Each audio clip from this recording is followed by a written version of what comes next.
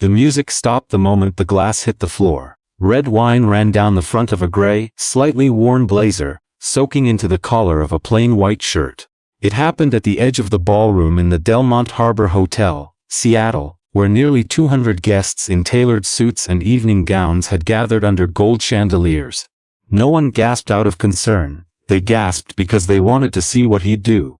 He looked down at the stain, picked up a cloth napkin from the table, wiped his hands slowly, and set the napkin down without a word. If you believe people deserve a second look before a first judgment, stay with this one till the end. Outside, the harbor lights blinked against a foggy Seattle night. Inside, everything had been built for one purpose: to close the largest port logistics contract on the West Coast. A $1.1 billion deal to modernize freight terminals across 3 states. Almost everyone in that room believed the night belonged to Callaway Freight Group, one of the most aggressive expansion firms in shipping. Their CEO Grant Callaway had spent the last 4 months turning this dinner into a spectacle. Press releases, a stage, a countdown to the signing.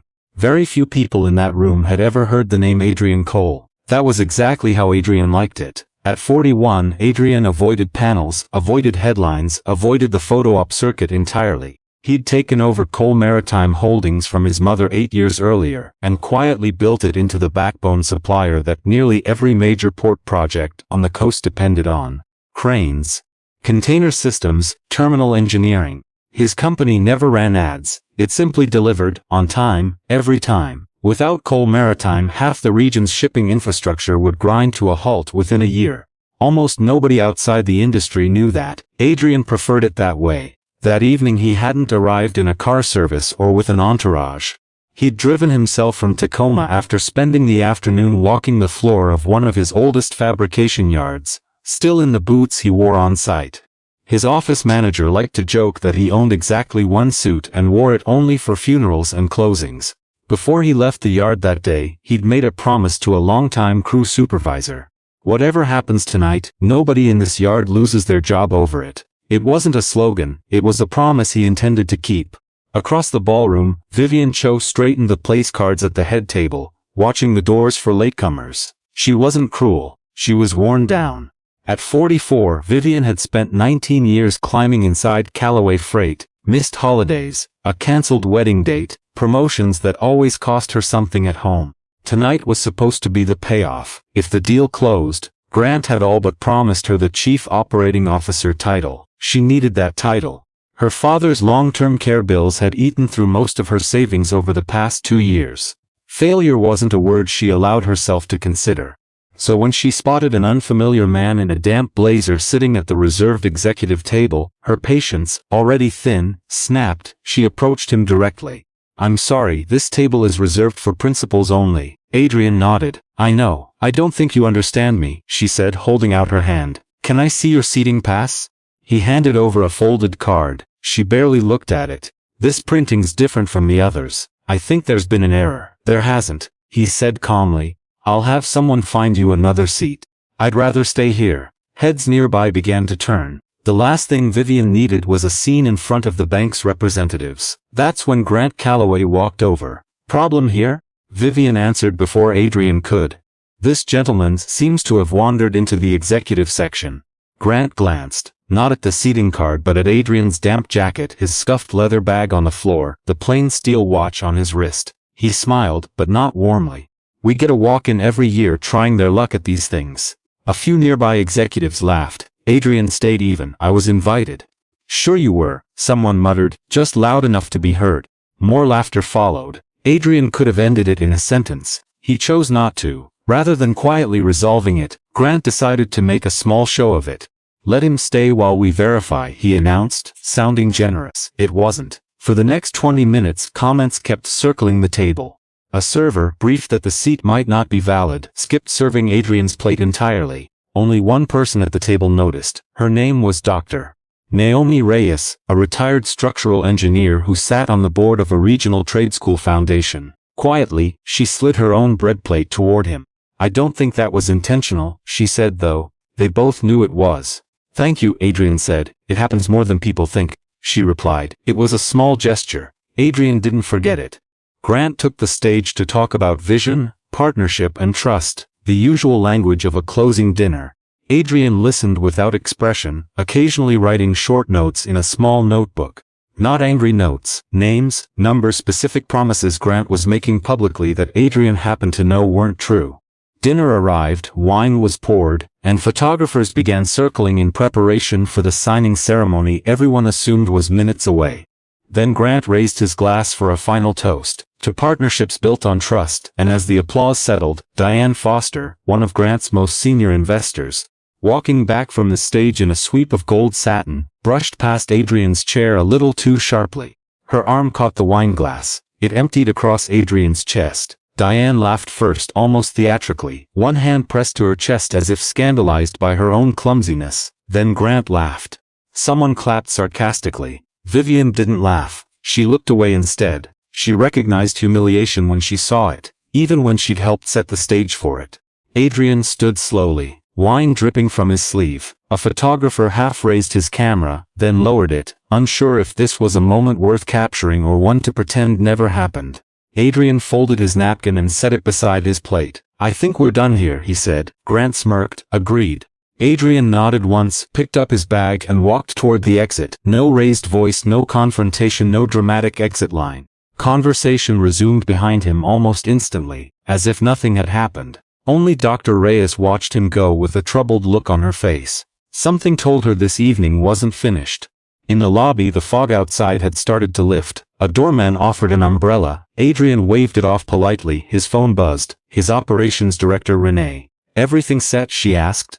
He looked back through the ballroom windows. "Yes." "Should we move forward? Give it 5 minutes."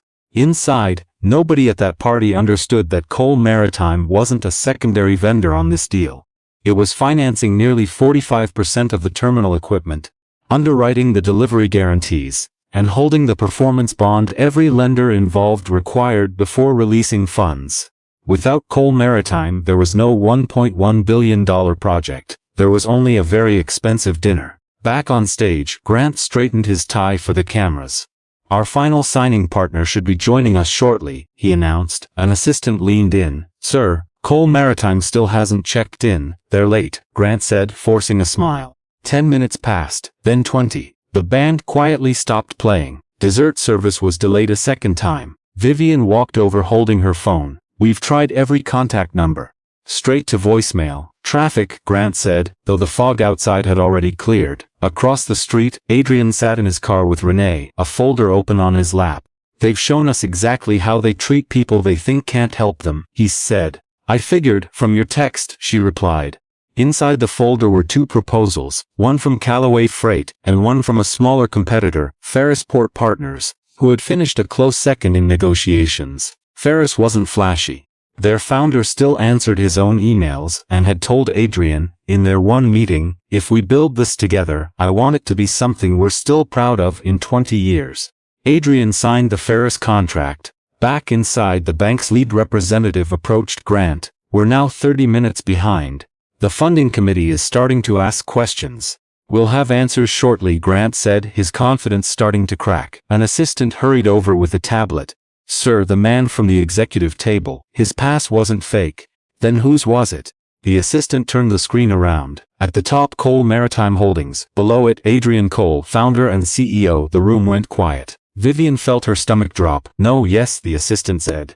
Someone near the back whispered, "That's the man with the wine." Nobody finished the sentence out loud. Diane Foster, still holding her champagne, went very still. Grant grabbed his phone. No answer.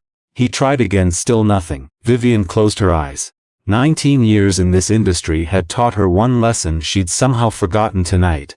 People don't remember your numbers. They remember how you made them feel. 40 minutes later, the ballroom doors opened again. Conversation stopped instantly.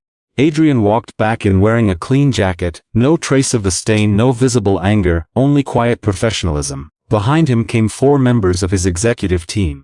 Several guests stood without being told to. They understood now who had just entered the room. Grant hurried forward. "Mr. Cole, I owe you an apology." "You do?" Adrian said evenly. "It was a misunderstanding." "It wasn't. You saw exactly what you assumed I was, and you treated me accordingly." No one argued, because no one could. Vivian stepped forward next. Unlike Grant, she didn't try to explain herself away. "I'm sorry. I judged you before I ever spoke with you. Adrian looked at her for a long moment. I appreciate you saying that. I don't expect that to fix anything, she said. It's not really about fixing it, he replied. It's about what happens next. For both of us. He turned to the room. $1 billion partnership isn't built on a stage or a toast. It's built on how people are treated when they think it doesn't matter. No microphone amplified his voice. Every person in the room still heard it. The bank representative stepped forward carefully. Mr. Cole, are we proceeding tonight? Adrian opened his bag.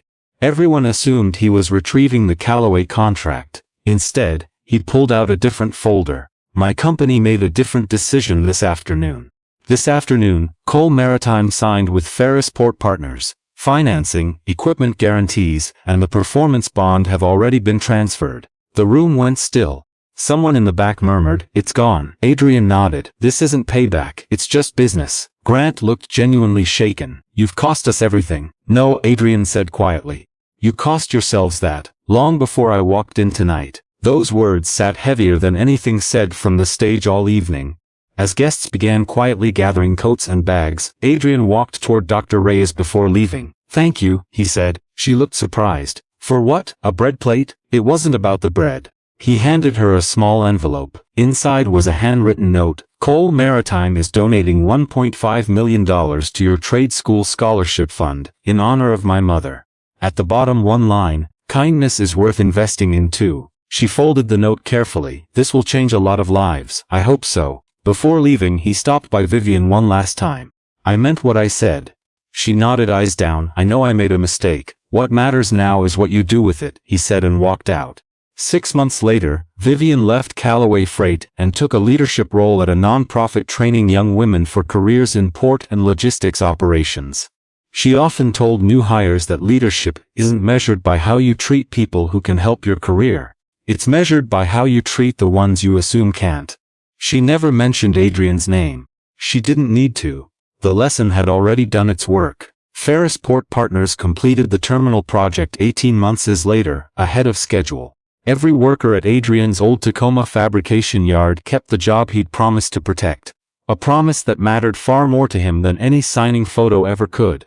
If this one stuck with you, you know why. Share it with someone who still believes character matters more than the room you walk into.